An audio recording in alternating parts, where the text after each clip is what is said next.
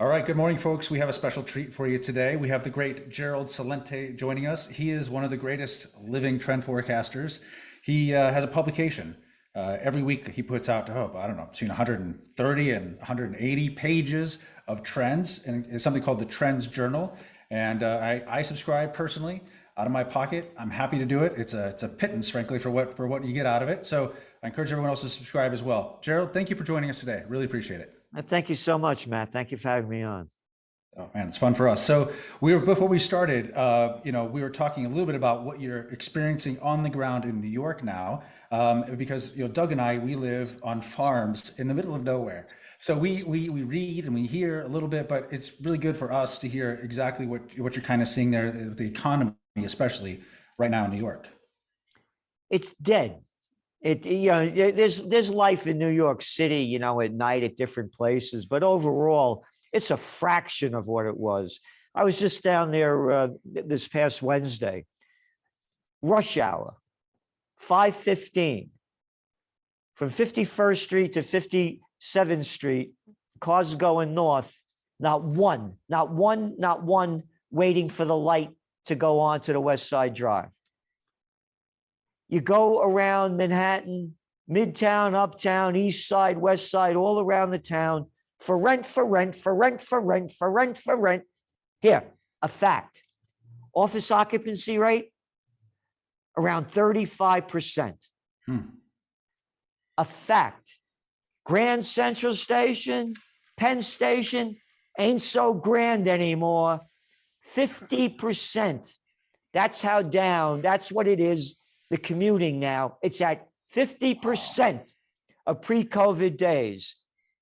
Dry cleaners, dried up, gone. Nobody's getting, and you walk down the street, hey man, you got any money? Hey. All right. The place is a crap hole. Where I am up in Kingston, New York, this place was hopping, man. At night, bars open till 3:00 in the morning. Dead at 10 o'clock at night. Dead all around. You take the roads around at night, they're dead. There is no spirit. It's gone. The people are still freaked out. They walk down the street with masks on. Not a soul on the street. Up until a month ago. A month ago, you couldn't go into places without your vaccine passport. And they're still doing it in a lot of places. What happened in 2020 changed the world. You got these little low-life pieces of crap making up their garbage. Yeah, this is from the New York Times. Full page ad. You ready? You see these little freaks over here with the masks on? Look. Yeah. Stay amazing. New York Presbyterian. We're stronger together when we work together, and so are you. Look at the masks on these crapheads. Here are the masks. Hey, you're too damn stupid to read the box? I'll read it for you. Where is it? Here we go. These masks do not eliminate exposure to the risk of any disease or infection, but we, the crapheads at the Presbyterian Hospital, will tell you to put them on, and you can shove them up your you know what, because that's what everybody's done. It's slave land here, man. Everybody bows down. There are no fights, no protests. We do as we're told. The governor told us to do it. The mayor told us to do it. Some craphead told us to do it. You want to know how low America's sunk? All you have to do is tune in the Oscars. What a little freak show. Shows you the little freaks. Shows you the little low lives. All right? Yeah. Oh, and the music is great. All that vibe, the great saxophones, the trumpets, the trombones, the piano, the bass. Oh, no. It's boom, boom, boom, boom, boom, boom, Yep. boom, boom, boom, boom, boom, boom, boom. Isn't that nice? Really enriches the soul. Yeah.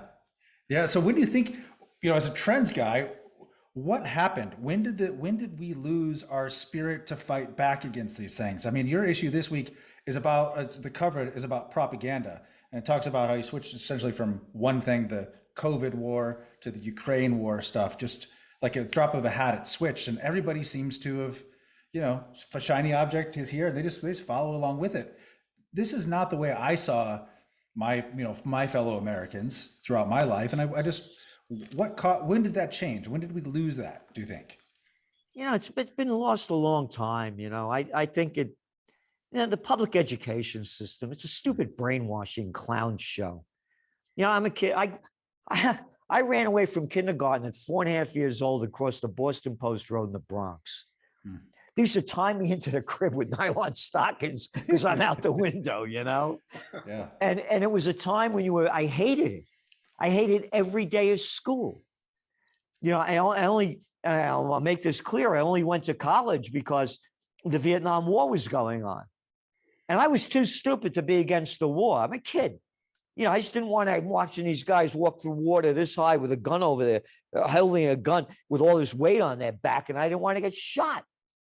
And that's the only reason I went to school, but it's a brainwashing system. We'll tell you what to think, how to think, and when you should think what we tell you to think.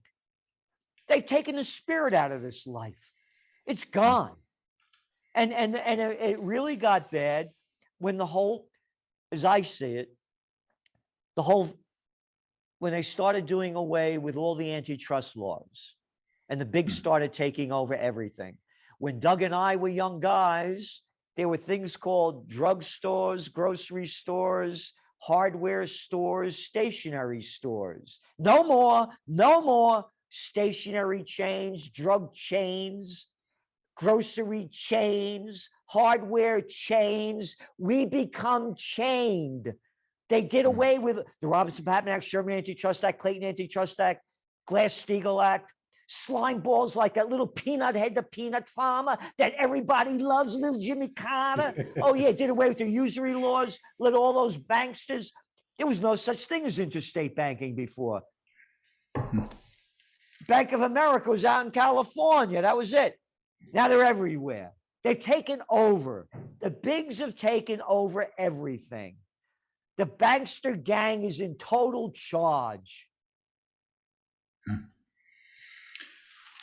One of the go ahead, Doug. Sorry. No, go ahead, Matt. Go ahead. I was going to say, one of the things I heard you say recently that I found interesting and shocking is that you said that, in your opinion, World War III had already begun.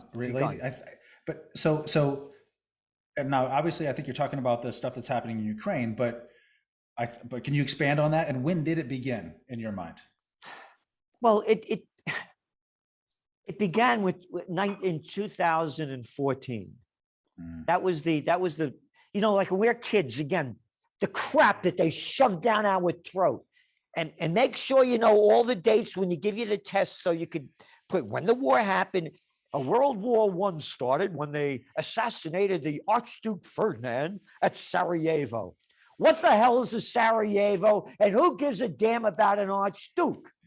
It didn't start before that. No. It started then. World War II began when they bombed Pearl Harbor. Oh, you mean nothing led up to it? Like the United States cutting off all the oil to Japan and the other stuff that was... Oh, no. So what I'm saying is the foundation's been laid. I see. It began with the United States continuing to backtrack on the agreement that was made between Bush Sr. and Gorbachev, that NATO would not move, quote, 1 inch further. When the Soviet Union broke up, they gave back what they had stolen, and that was the deal. There were 16 NATO countries. Today, there are 30. This is our Trends Journal from back in 2014. It's the overthrow of the democratically elected government of Ukraine by the United States. Dr. Paul Craig Roberts wrote the huge article in here about it, and we added to it. about how Victoria Nuland and John McCain were handing out candy and all this. And there's McCain with what they called back then the neo-Nazi group. Right. Democratically elected government of Viktor Yanukovych, totally destroyed. And what happened? Well, the Eastern Europe, well, no, we voted for this guy, and that was the separatist movement, the Donbass region, that the Ukrainians have only killed, about 15,000 of them, but they don't count. And then again, leading up to World War III, now the first shots have been fired. Look at Biden. You know, that guy Putin, I'm totally against, by the way, the invasion, totally against it. I launched Occupy Peace, so this to me is another way to get around this, is not to invade. Calling Putin a butcher? How about bringing little Georgie W. Bush, a little daddy's boy, a little freak of a nothing that would be nowhere if daddy wasn't Georgie and grandpa wasn't Prescott. You know, that guy Saddam Hussein has weapons of mass destruction and ties to Al-Qaeda. We'll only kill about 800,000 Iraqis, destroy their country based on lies. But those Russians are, Putin's a butcher. How about the Nobel Peace of Crap Prize winner, Barack Obama? Quote, Gaddafi has to go. Quote, Assad has to go. Destroyed Libya, destroyed Syria. Oh, only 650,000 Syrians killed. Oh, but that Putin. Hey, how about Bill Clinton, huh? Every time that little jerk got caught with his pants down, bombs away over Baghdad. Hey, how about Madeleine Albright that just died? Oh yeah, go to Madeleine Albright, Leslie Stahl, 60 Minutes, Miss Albright. The sanctions and what President Clinton has done to Iraq, that's killed over 500,000 Iraqi children under the age of 5. Is it worth the price? Madeleine Albright says, yes, it is. Join the Butchers Club, Putin. Oh, and Crimea and Ukraine, that's only been part of Russia for about 1,300 years. And the breakaway of Ukraine, that happened under the drunk Khrushchev because he was Ukrainian and gave it back to Ukraine, but it was still under the Soviet Empire. And as far as Crimea and Russia not having any right to have their naval force there, which they've had forever, I say you're 100% right. Now pull the naval base out of Guantanamo Bay. What the hell are we doing in Cuba? Oh, what's wrong with you, Celente? We can kill and do anything we want. So when did it die? To me, it died when they killed JFK. That was the end of America to me. And a guy before him, a 5-star general, supreme commander of the Allied forces, Dwight D. Eisenhower, warning the American people at his farewell address when Kennedy came in January of 1961, that the military-industrial complex is robbing the nation of the genius of the scientists, the sweat of the laborers, and the future of the children. Oh, and Joe Biden just gave another $30 billion to them in the next defense budget. And these guys haven't won a war since World War II, so save your crap. Go ahead, Doug, please. Oh, that's, Gerald, I agree totally with everything you say, with one exception. There's a caveat that I've got to throw in there. You mentioned the Antitrust Acts, and I would say that those aren't the root of the problem, the fact that they were eliminated. It's basically government intervention in the economy, which always militates to the advantage of the rich and powerful that then capture the government and use it to make themselves even more rich and powerful. I think the reason why these giant chains have spread across the US like a cancer, and they really are, it's homogenized what used to be a very interesting regional thing we have. It's all like one big super state now. It's really the money printing that comes out of the Federal Reserve more than anything else, and the federalization of everything. So I would abolish all these acts like including the Antitrust Act, perhaps well-intended, but what actually happened was the opposite of what well-intended people thought would happen. It's helped the big get bigger, actually. Oh, yeah. No, I agree with you, but the acts did do something to stop them at some point. And again, you're right. The whole country's been homogenized. You go to Florida, you go to Arizona, you drive down the roads, Home Depot, Walmart, McDonald's, Burger King. This country, it's not the place that we grew up No, in. it's not. Where's it going to end, Gerald? I mean, where's this leading now? What are we looking like in a year, 5 years, 10 years, 30 years? You see what's going on between China and Russia. I suggest that people go to read Global Times, the Chinese rag over there that they got, that's their propaganda piece, to see how China and Russia are uniting. The 20th century was the American century. The 21st century is going to be the Chinese century. We've taken the Chinese way. Who would have ever thought we would be wearing masks? We still look at the Chinese, look at these people. Who ever thought, they lock down cities and take over? And we've done the same thing. The Chinese way, you will obey. The Chinese are in. Who would win a war? NATO and US versus China and Russia. Place your bets. America hasn't won a war since World War II. Now we got the transgender army. We'll beat them. That's going to help. Of course, maybe the next war, World War III, which I think it probably has started. I think you're right on that.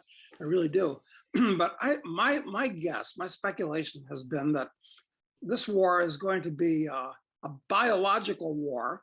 A lot of advantages to biological warfare instead of conventional warfare, many advantages. Number one, and number two, a cyber war, because the whole world runs on computers, and the computers and the internet goes down, your utilities go down, everything goes down. And nuclear weapons would only be a third part of it, but they'll use those too. What do you think of that scenario, Gerald? You're 100% correct. Once upon a time, there was a man by the name of Albert Einstein. Cat knew a little thing or two about the atomic bomb. And they asked him, what kind of weapons will be used to fight the Third World War? He said, I don't know, but they'll be using sticks and stones to fight the fourth. Yeah. So you're 100% correct. That's right. So what are we going to do about it? I mean, I know that, what do you think? What should we do? We have to me, we have to unite for peace. No one's talking about peace. It's like a dirty word. If we don't unite for peace, we're going to die for war. And the people don't want this. The people don't want it. They buy the crap that the mainstream media sells. And it was Richard Nixon said, people don't believe anything until they hear it on TV. And so we really need to start, to me, is a real serious peace movement. And we need a renaissance, to bring back what the past used to be and the better elements of it. And I'm very concerned about, as I said, the war has started. I want to make this to me, this is very important before I forget it. When 9/11 happened, USA Today used to run my top trends every year when it was a big newspaper. And we put the new trends out in December for the year ahead. The headline in December 2000 in USA Today, 2001 won't be our year, trend seer says. I warned that a wave of anti-Americanism was sweeping the globe and Americans wouldn't be safe at home or abroad. 9/11 happens. I'm having a cup of coffee, listening to CNBC, and they go on to say that, the guy goes, a plane hit the World Trade Center over there, but it's, let's not get excited about this. We're going to take a break. We're going to cut over to there. And I'm watching, and all of a sudden that plane, boom, boom. First thing I did, I'm thinking to myself, they're saying the plane's coming down the Hudson River. Indian Point Power Plant is about 30 miles north. I know the area very well. I'm saying if that plane hits that thing over there, there's going to be chaos like we can never see. I called up my bank. I had certificates of deposit back then. Used to get money. Again, you were talking about the gang that's in charge, the bankster gang. Used to get interest on your money when you put it in the bank. I call them up. I said, listen, I want my money transferred to the Rhinebeck Bank. I had a getaway plan, guns, gold, and a getaway plan. Because if they hit that thing, I'm going up to Canada. It's about 4 hours from here. I'm going to take the back roads. I got my gun. I got my gold. I got my money. And I'm going to get out of here if that thing's hit, because there's going to be chaos like you can't believe. I'm going to take the back roads because they're going to close the main ones off. And I know how to sneak across the border. From Canada, I can go anywhere. So as everybody's freaking out, this is what's going on in my mind. I'm sorry, Mr. Celente, you can't get your money from the CDs because Wall Street is closed. Going back to where we are now, Doug, and what you said about cyber attacks and everything else. Oh, we just got an announcement. Wall Street was hit. Our banking system's been hacked. You can't get your money. They'll do it like that. They've done it before. So I say to people, you have to be out of your mind and really be dumb to keep a lot of money in the bank when they're giving you nothing on it and using it to make money from you. So I'm saying to people in this time of crisis that's going on and the escalation, you better know where your money is. You better be able to get it. And for me, guns, gold, and a getaway plan. What's your getaway plan at this point? Is it still Canada? Well, from there, I try to go anywhere. And I also have friends with boats. Resources, yeah. Yeah, that, to get we you out of can there. go from here to there, leaving, and trying to get out.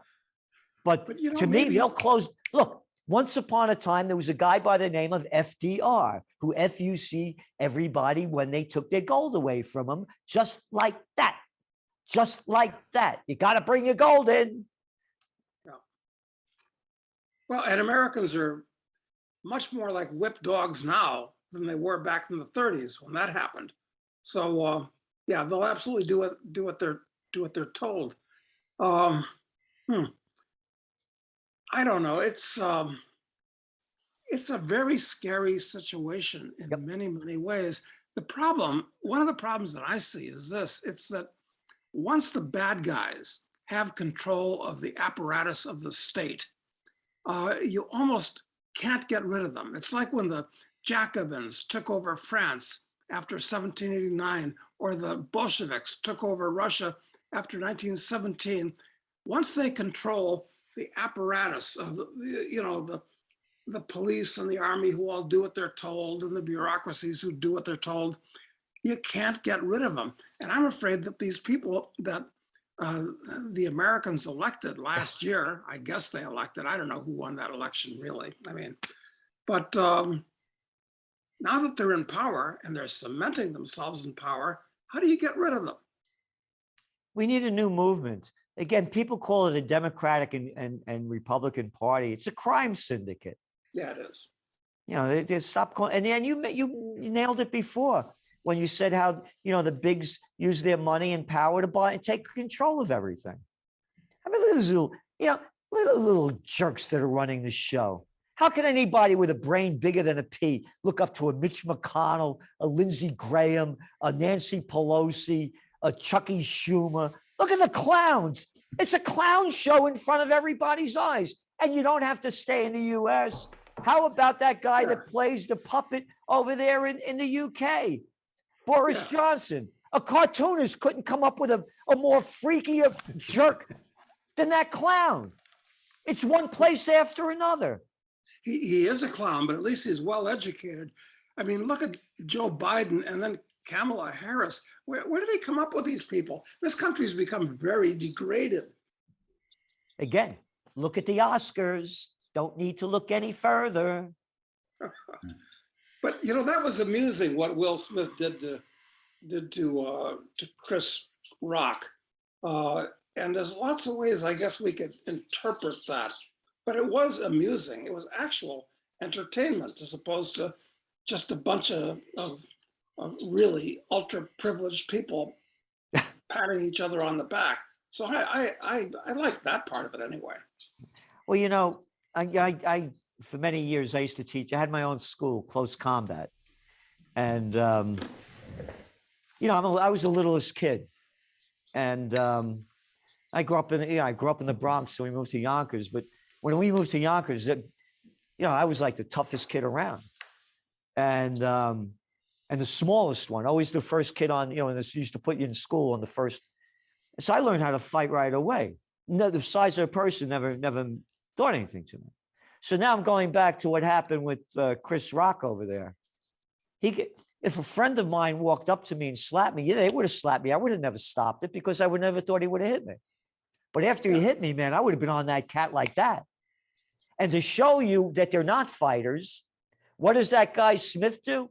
He turns around and walks like, you turn around, man, I would have bashed you over the head and the back. You would have been on the ground, man. I would have been breaking your head open. No, don't fight. Be nice. Take the crap that anybody gives you and bend over. We're not fighters anymore. Yeah. That to me is the message. It shows you the lack of fight. And you read Chris Rock said, well, I was a little kid, and they used to bully. I was a little kid. And they used to bully me. Nobody bullied me. Nobody. Look, I used to, when I taught, women would, rape victims. They said, I'm small. Can I fight? How can I fight? I said, if you were fast enough to pick up a squirrel and put it in your face, what would the squirrel do to you? It'd rip you apart. Yeah. Yeah. You're bigger than a squirrel. Right. So they've taken the fight out of us, going back to why the beginning of how we became who we are. There's no real fight. And again, I could go on with stories about, people coming to me and trying, I'm out here one day and a big guy having a cup of coffee, and he starts calling me a racist and a white privileged, and he sees me on Alex Jones, a guy with chains on and a thing in his nose, and I'm trying to cool it out, take it easy, man.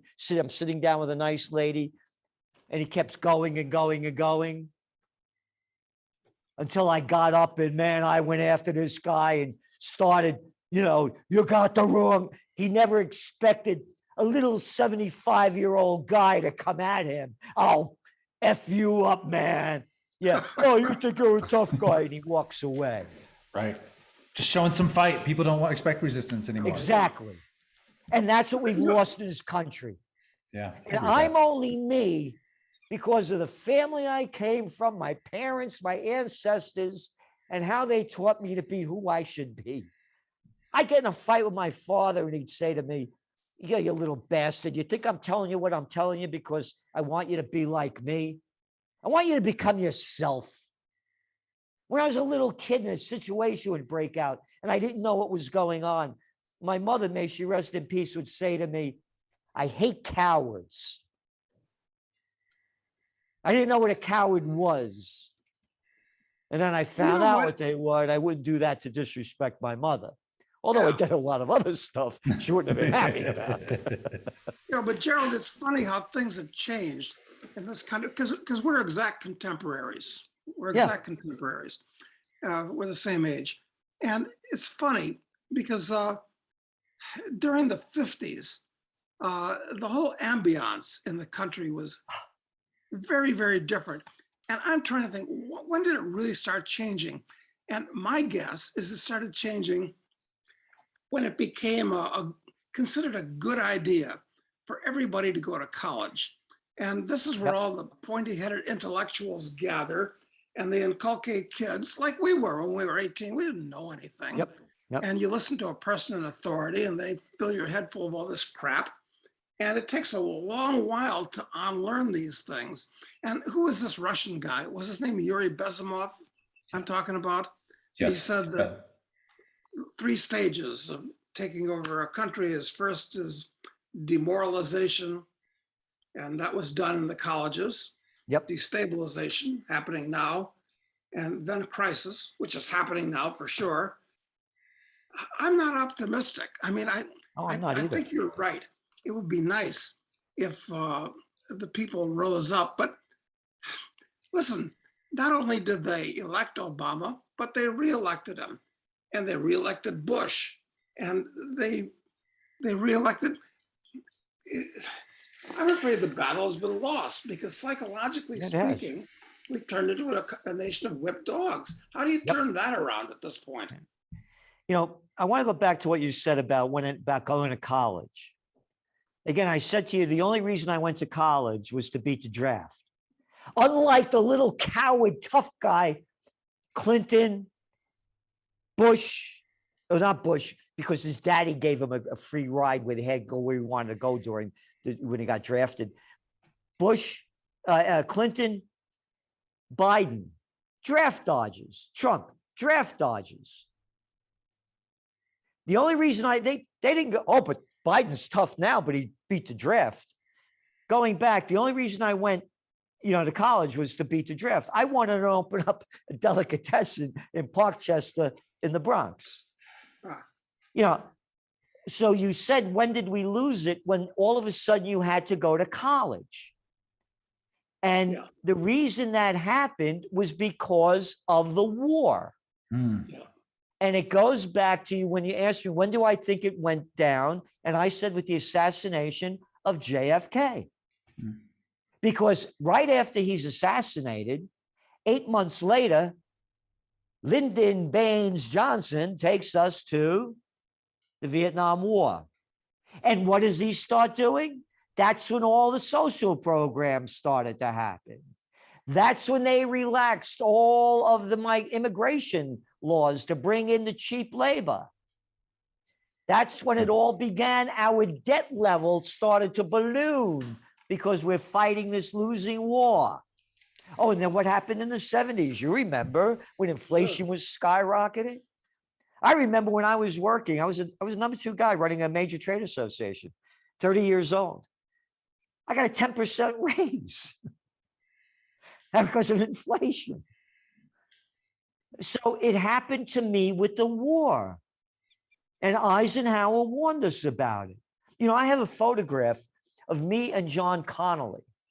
John Connolly's the guy that was sitting in front of Kennedy and took the bullet in the back. Yeah. Yeah. I have a photograph of me, him, and his wife with the book depository over our shoulder. He wanted to meet me. I met him in 1992. Huh. And he wanted to meet me because of this book that I had written back then, Trend Tracking, far better than Megatrends, Time Magazine. And in that I wrote in 89, I had forecast that someone like Ross Perot would be the new candidate that the people were looking for. So he wanted to meet me. How did I know that? Anyway, to make a very long story short, we're walking back into the Anatole Hotel, and he looks at me and he said, I read your book. He says, a great piece of work. And he said, I know your heart's in the right place. He said, but you don't have a clue what's going on. And neither do the American people. Because if they did, there'd be a revolution in this country. This is John Connolly, who also became the Treasury Secretary in the Republican Richard Nixon camp that took us off the gold standard. That John Connolly, who took the bullet in the back sitting in front of Kennedy. Yeah. And that's back to 1992. Look how low we've gone since then. Well, where's this going to end, Gerald? I said if we don't stop it, it's going to be the end that Albert Einstein said. That's why I'm as passionate as I am. I'm a visionary. My work is to look ahead. And I'm not bragging. Do I get everything right? No, I'm a human being. But I'll put, my trends, this book, one after the other, a weekly magazine. Show me a trend forecast and we could have a discussion. As a visionary, I see us leading into World War III. We have sociopaths and psychopaths and pathological liars in charge. Look what they did to us, how they robbed us of our freedom. And they sucked the joy out of life with the stupid fighting the COVID war. And look at how the people lined up. I had rallies here, in Kingston at the height when everything was locked down. The hatred that I got, the hatred. I even invited Black Lives Matter to unite for peace. Oh, yeah, here it is. How did that work out? Yeah, look. They didn't come. You know why? Because they don't want peace. They saw me on Alex Jones. Oh. They forget that I do an hour on Progressive Radio Network, but that doesn't count. Yeah, no, you got to pick a side, Gerald. That's the way they think of it, right? Everything's bifurcated. It's the good and the bad. So simplified. Yeah, Gerald, I love the way that you're actively out there, actually in the streets, fighting what's going on. But the fact of the matter is we're like salmon trying to swim upstream at this point, because the trend of society and the world has been against us for some time, and it's accelerating. The only thing I can hope for is that maybe they'll blow themselves up before they really cement themselves in power and turn the U.S. into the new Soviet Union. I don't know. Well, here's what I would Unpredictable to say. me. Once upon a time, there was a guy by the name of Samuel Adams. And he said it does not take a majority to prevail, but rather an irate, tireless minority, keen on setting brush fires of freedom in the minds of men. And when the revolution happened, what do they say? Under 5% of the people supported it. Yeah, that's true. And of there course, we've is got that the irate, Canadian tireless strike and minority. then the U.S.